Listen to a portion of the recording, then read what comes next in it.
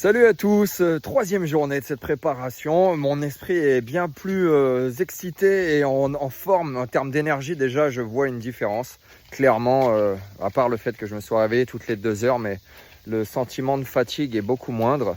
Alors, il y avait pas mal de questions sur pourquoi en fait le café c'est considéré comme une drogue. Le café en plus, ça a une substance psychoactive, ok, la caféine. En fait, de ce que j'ai capté, la caféine, ça bloque les récepteurs adénosine. Ce sont des récepteurs dans le cerveau qu'on a pour dire qu'on est fatigué, qu'il y a un moment, le corps, il est censé se reposer. Donc, si on bloque ces récepteurs, en fait, le corps, il a toujours la patate. Et il a la patate, même quand au point de vue cellulaire, il est censé se reposer.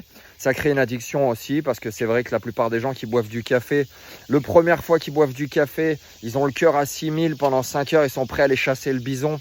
6 mois plus tard, avoir bu du café tous les jours, c'est une journée normale. Et par contre, s'ils arrêtent le café le lendemain, là, c'est très compliqué. C'est une journée pourrie où il n'y a pas d'énergie. Donc c'est là, ça affecte le corps.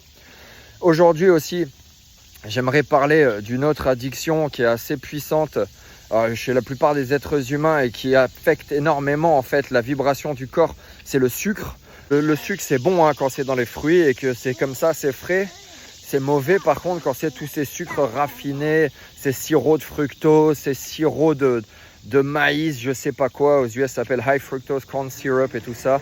Tous les trucs qu'il y a dans le Nutella, qu'il y a dans toutes les pâtisseries qui sont achetées, qui sont fausses, dans les gâteaux. Voilà, c'est en fait clairement pas du bon sucre. Et en fait, le sucre, ça crée un shot de dopamine en fait. C'est la même chose que de regarder son scroll d'Insta pour y trouver des trucs drôles. C'est n'importe quoi qui trigger la dopamine en fait, ça rend heureux quoi.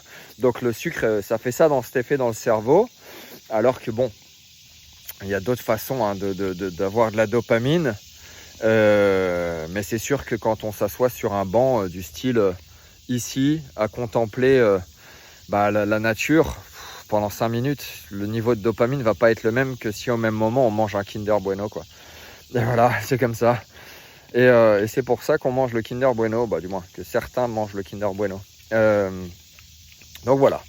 Donc attention, le sucre, ça c'est un truc qu'il faut vraiment mettre de côté. Donc pour moi en préparation, clairement pas de sucre artificiel. Bon après, j'ai envie de dire que ça ne me concerne pas plus que ça, mais ça reste quand même quelque chose à regarder.